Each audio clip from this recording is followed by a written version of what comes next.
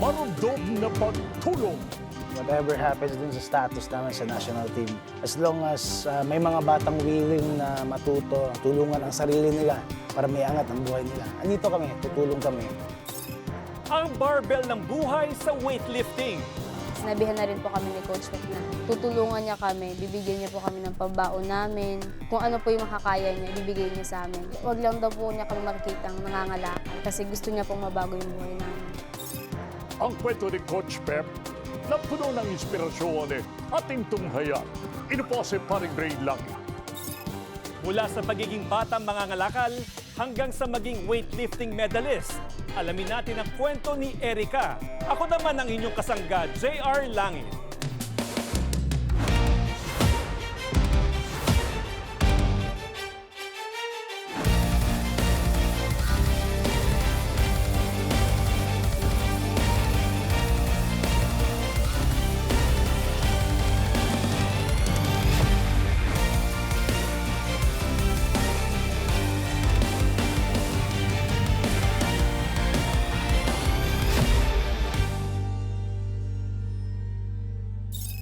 Dati mga bakal at bote ng plastik ang kanilang inaangat. Ngayon ay barbell na ang kanilang binubuhat at inaasahang magpapaangat ng kanilang buhay. Isa sa mga kabataang ito ay si Erica Dehita, pang-anim sa 12 magkakapatid, dating mangangalakal.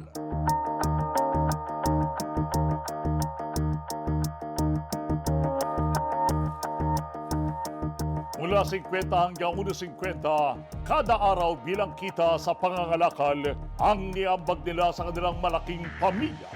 Pwede mo bang ikwento sa amin yung buhay mo noon bago ka nag-weightlifting? Nangangalakal po kami ng kapatid ko, dalawa po kami nangangalakal.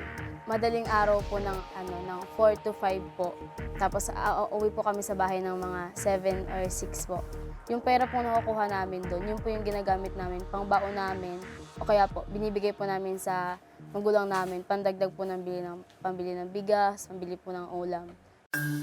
Isa lamang si Erica sa marami ng mga kabataan na kabilang sa PEP Project, isang weightlifting training program para sa mga kabataang hirap sa buhay ang binuo ng mag-asawang Richard Pep at Ava Agosto.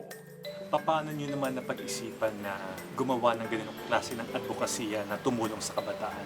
Ang plan lang namin ng wife ko, magkaroon na ng gym na para sa sariling gamit kasi ako at ang wife ko galing sa national team din. Then nag-isip kami na ito, tinayo to yung gym to.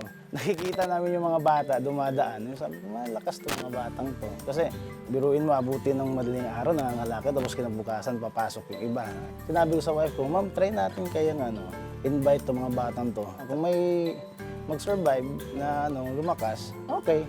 Eventually nakita namin yung potential ng mga bata. Tapos yun, nag-level up na rin yung parang gusto namin mangyari na sige, ganito na lang, tulungan natin to, pakainin natin para hindi na mga lakal. Tulad ng kanyang mga alaga, may natural na talento si Coach Pep pagdating sa sports. 17 taon na ang miyembro ng National Lifting Team bago malis noong 2014. Napasok ako as a coach nung naramdaman ko na medyo hindi na ako ganong kalakas kasi yung mga kalaban namin bumabata na.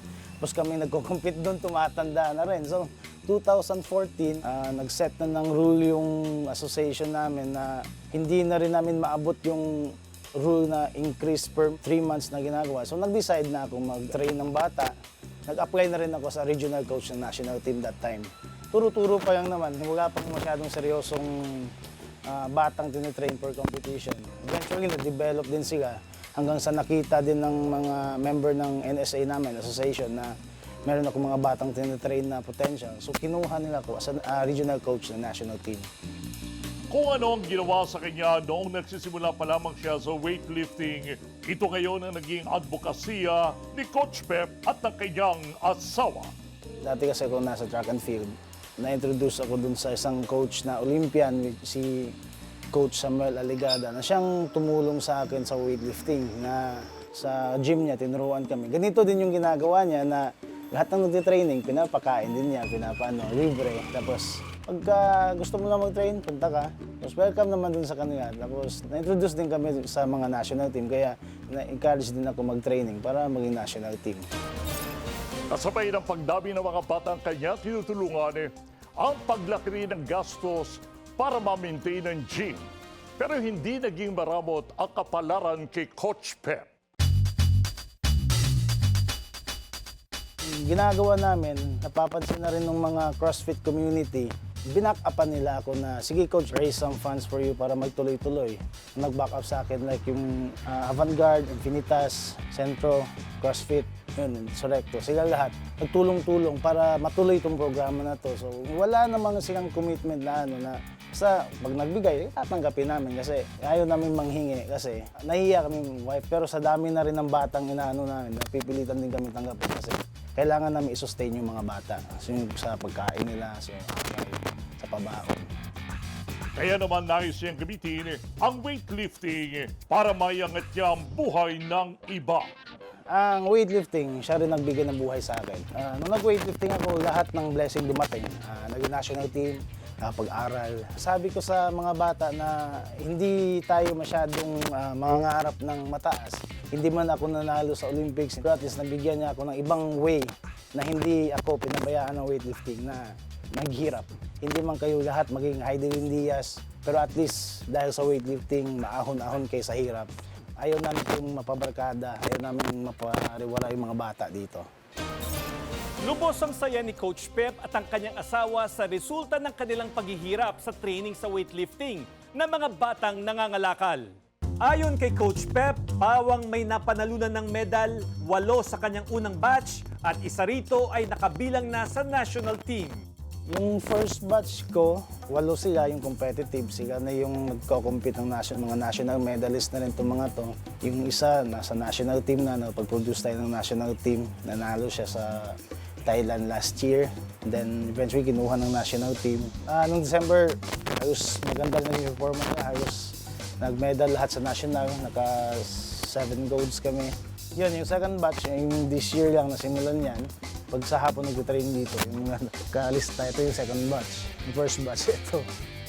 4 na taon na rin mula nang mapasok sa PEP project si Erica, isang dalagita na dating nangangalakal. Ngayon, kabilang na siya sa national team ng mga weightlifters. Ano yung mga nabago sa buhay mo kumpara nung hindi mo pa nakikilala itong weightlifting? Diyan din po, nangangalakal pa rin po siguro ako. Lagi ko pong binabalikan kung saan po ako nanggaling.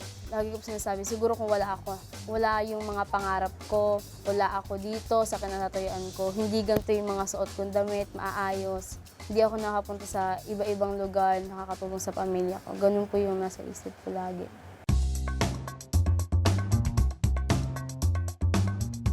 Dahil kabilang na siya sa national team, nagkaroon ng pagkakataon si Erica na makadaong palad ang idol niyang si Heidelin Diaz, gold medalist sa Asian Games at silver medalist sa Rio Olympics. Siguro naman po lahat po ng atleta, si Ate Heidi po yung iniidolo. Kasi si Ate Heidi po, nag-start din po siya sa walang-wala rin po talaga. Lagi po sinasabi ni Ate Heidi sa amin na mangarap lang kayo. Pero dapat yung pangarap na yung ginagawa niyo ng kilos. Kasi kung mangangarap ka lang ng mangangarap, wala kang ginagawang kilos, ano mararating mo? Sa dami na nangyaring maganda sa buhay ni na Erica, lubos na pasasalamat ang mensahe niya kay Coach Pep. Thank you po talaga kay Coach Pep kasi tinulungan niya po kami, hindi niya po kami pinabayaan. Kahit po maliligalig kami sa umpisa, lagi po niya kami pinangangaralan na nanggaling rin po siya sa hirap. Ayaw niya po mangyari sa amin yung nangyari sa kanya. Kaya sobrang thank you po kay Coach Pep, pati po sa asawa niya, kay Ate Ava. Nandyan po sila hanggang tumulong po sa amin. Kung ano po yung kaya nilang ibigay sa amin, binibigay po nila. Kaya sobrang thankful po talaga kami kay Coach Pep.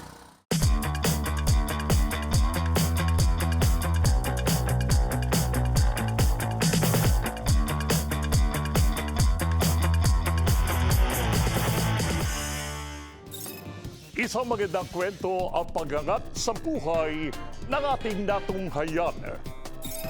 Pag-angat sa buhay ng walang tinatapakan, pagkus ay mga nagsisilbing inspirasyon hindi lang sa mga kabataan, kundi sa lahat ng gustong magbago ang kanilang buhay.